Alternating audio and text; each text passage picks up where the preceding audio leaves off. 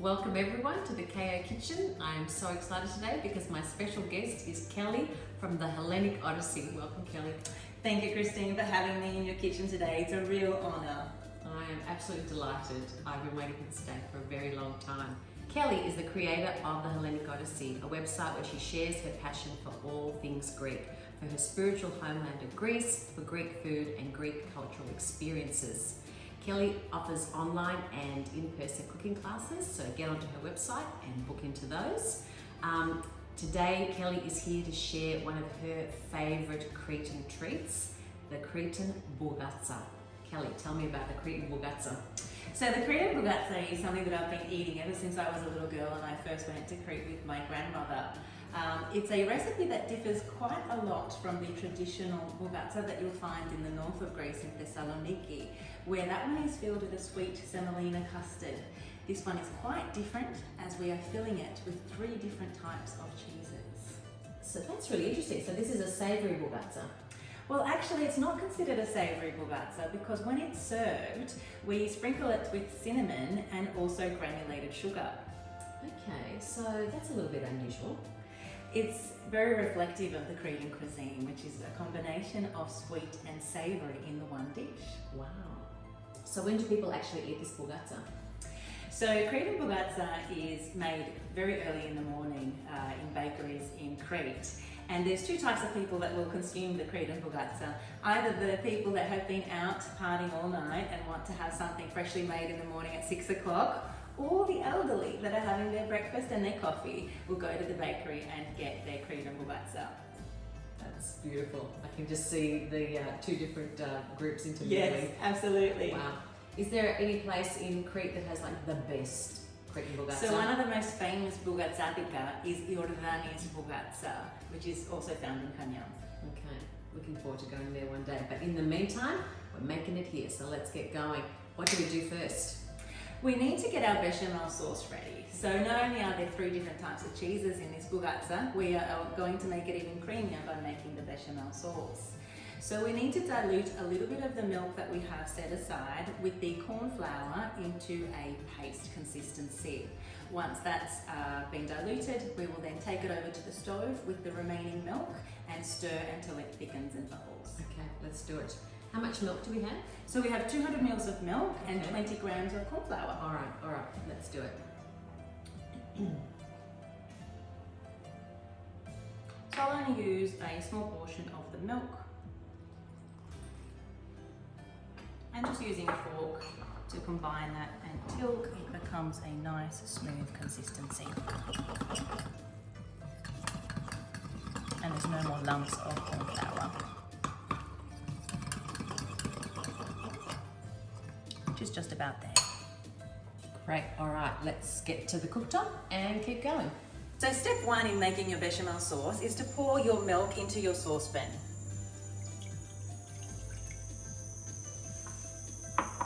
Followed by the corn flour and milk paste that we made earlier. Just give it a stir to agitate any corn flour that has been stuck to the bottom and also pour that in. And now I like to switch to a spoon, ensuring that I'm always stirring all of the edges of the saucepan so none of the mixture gets stuck on the bottom. We wait for it to thicken and bubble. So you will notice that you'll start to see a few bumps. That's the corn flour coming together and starting to thicken. If we keep stirring, it will come together and be nice and creamy and velvety. So you can see those bubbles? That's ready to take off the heat.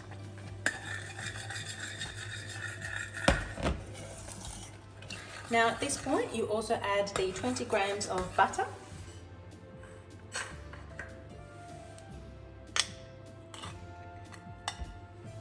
And mix that in until it incorporates and becomes one nice, smooth, velvety consistency.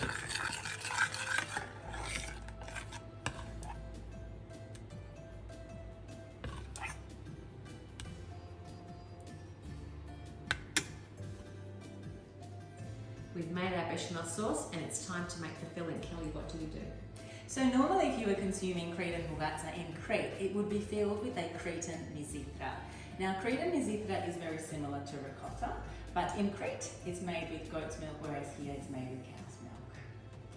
What I have done to try and create the same flavour is the use of 3 different cheeses. We're using feta for saltiness, goat's cheese for that tartness, and ricotta for creaminess. We're also adding the bechamel sauce to that mix to elevate the creaminess of our bougatsa. Okay, so you've done a little bit of trial and error I here, and you absolutely worked it have. out to replicate the same mizitha effect in Crete. As close as I can get it, Christine. Okay, and we also want to highlight at this point that, you know, some may say, oh, mizitha is available outside of Crete. The mizitha that is available outside of Crete is the one that's actually a hard, salty cheese, a bit like a parmesan. So the mizitha that's used for Bougatsa in Crete is very different to that. And I think it's also important to note when you're using feta in Greek cuisine, try and choose a Greek authentic feta. So the way to distinguish is between the spelling of feta with 1 T and feta with 2 T's. Or you might see Greek style feta in front of the title. That's made with cow's milk, whereas feta, the Greek authentic feta, is made with sheep and goat's milk. Good to know. And if you really want an authentic flavour and finish to your recipe, try and use the authentic ingredients if you can. Absolutely. Okay, so let's mix our cheeses. Okay, so all we need to do for this step is to bring all of our 3 cheeses into the bowl and use the back of our fork to mash those. Okay. So starting with our goat's cheese, our ricotta. That's quite a dry, oh, it's not too dry and it's not too runny, that ricotta. Somewhere in between. It's quite smooth. Yeah. And our feta.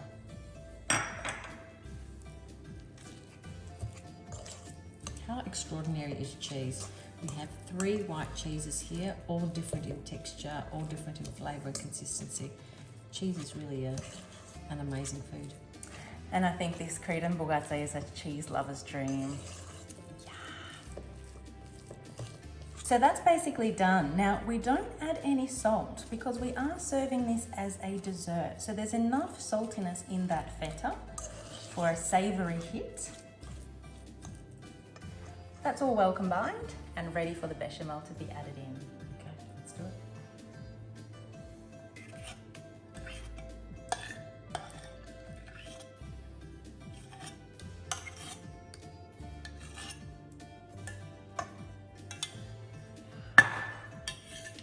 Now you will notice that once you add that bechamel, it becomes very, very light and fluffy, almost like the consistency of a mousse.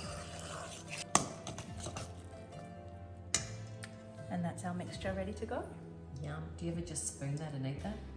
I normally lick the bowl. All right, I'll fight you for it at the end. Okay, what's next? Now we will move on to the assembly of our Cretan Bougatsa. All right, let's do it. Our filling is ready. It's time to assemble. What do we do next, Kelly? So we'll get started with our Fillo Pastry and our assembly. We'll simply open our box of Fillo Pastry and lay that in the workbench to our right. Okay. I'll lay that vertically on my right hand side, but we're going to work with the Fillo Pastry in a horizontal manner.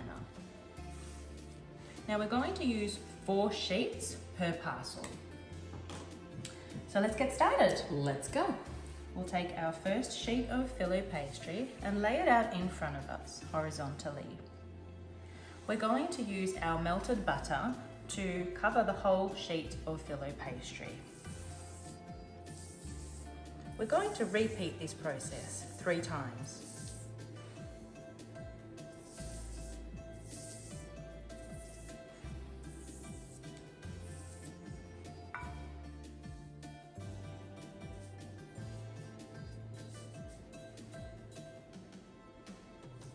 Fillo Pastry number 2.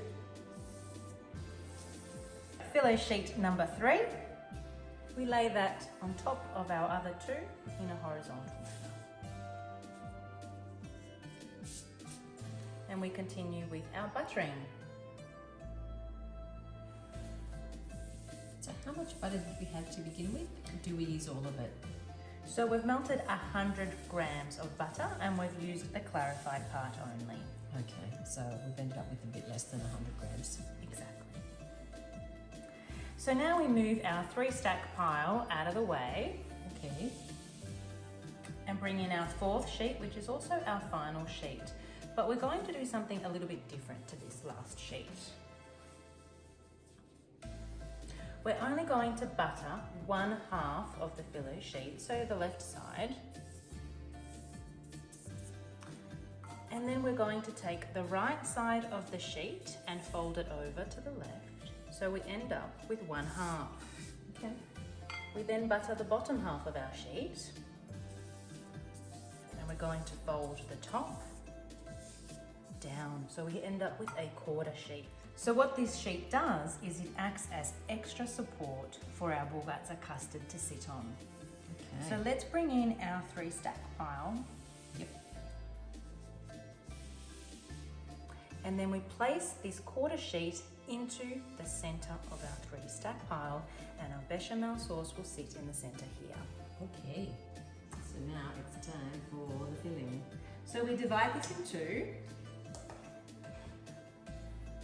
Place it on top.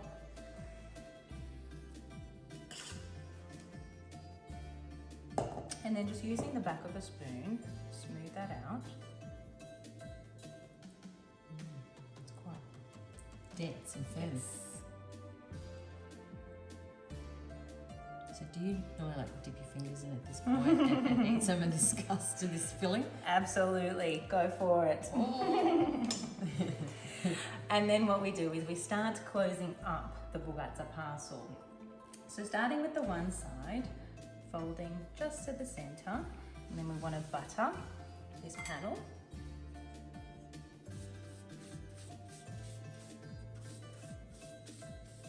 Then we follow the same process on the other side. You want to overlap your fold mark, so you only end up with 1 fold in the center. Yep. And this will just ensure that all our filling remains enclosed inside the parcel. And then we repeat the same process from the bottom up. So folding over, buttering as we go. So we're working a bit slowly today while we're filming, so the edges are getting a bit dried out, but at home you'll be doing this much more efficiently and your edges won't dry out like this. And then folding over as well to try and just make sure that you have the 1 fold mark. And buttering this last fold also.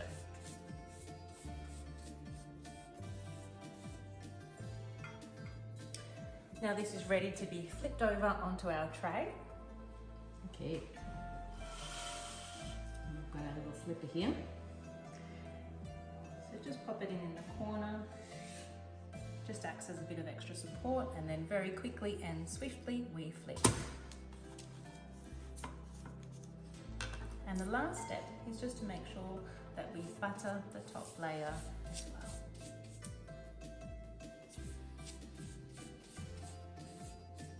And we have our first Cretan Bougatsa. All right, can't wait till we make it. All right, we'll make number 2 and we'll see you on the other side of that. Okay. All right, we're just about to wrap up on our second parcel. Kelly, how long did it take you to sort of research and trial the cheeses and your recipes and really, replicate the flavours of the Cretan version? Yeah, it did take quite a lot of research to try and get the exact flavour, but I also needed people to taste test it that had originally had the Okanese Bougatsa. Okay. And it wasn't until those people tasted it and said it is very close that I was pleased with the recipe and able to share it with other people. Thank you for doing all that work. Oh, my absolute pleasure. I want to share with everybody the delights of Cretan cuisine. Yeah. Which we are. We're going to do it now before we get to go there.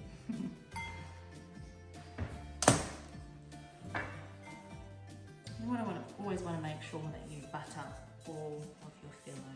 Yep. Quite liberally. Yeah. Because otherwise the areas that haven't been basted, they won't actually brown, they'll stay kind of pale. So you do want a nice light coating of the clarified butter on all the surfaces to make sure that it browns evenly. All right, we're getting so close to trying this. What's next? They go into the oven for about 20 to 25 minutes. We're looking for a golden top, and they will puff up with quite a bit of air inside. So once you touch them and they're quite crunchy on top, they can come out of the oven. Okay, and what temperature do we bake them at? 180. Okay, and forced? Fan forced. All right, let's do it. Yes. All right, time to get them into the oven. Yes.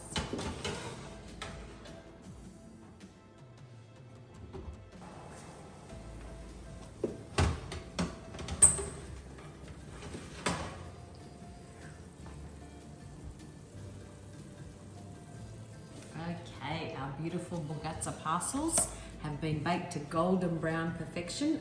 We are ready to eat them now?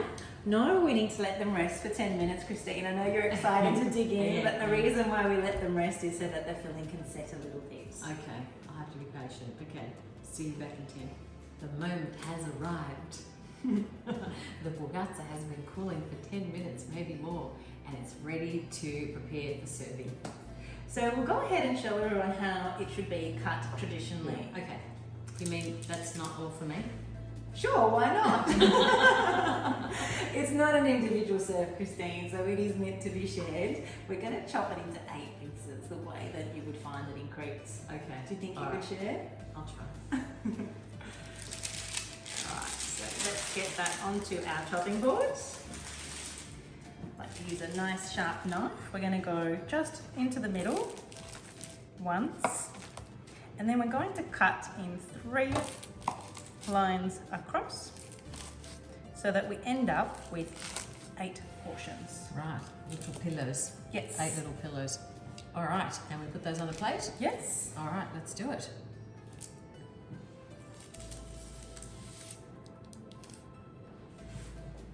And you can see from the side there how beautifully set that cheese is.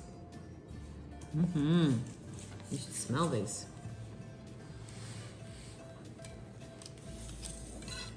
All right, and what do we do next? So to serve, we're going to sprinkle a little bit of caster sugar and some cinnamon. Okay, let's do it.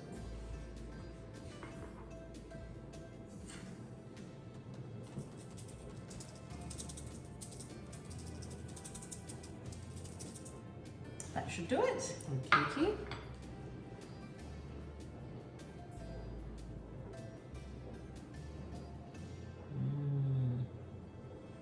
Look at that. There you have We it. are being transported to Crete, to Hanya in Crete right now. Yes. Do you want to take a bit? Thank you. Okay, I want to smell that. And I will take a bit on the other side.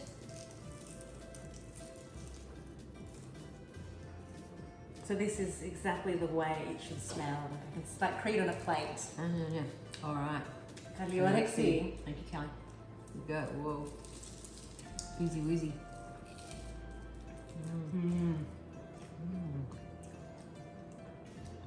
First thing that comes through for me is the tartness of the goat's cheese. And then cinnamon.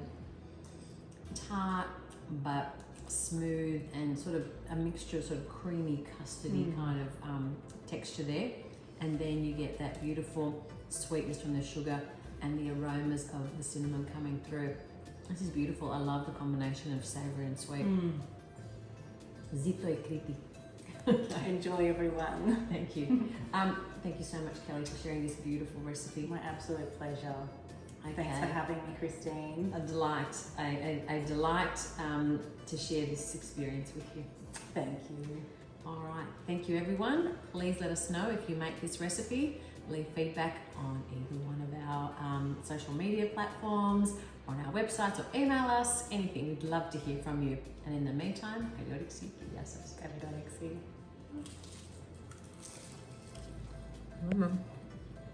Mama.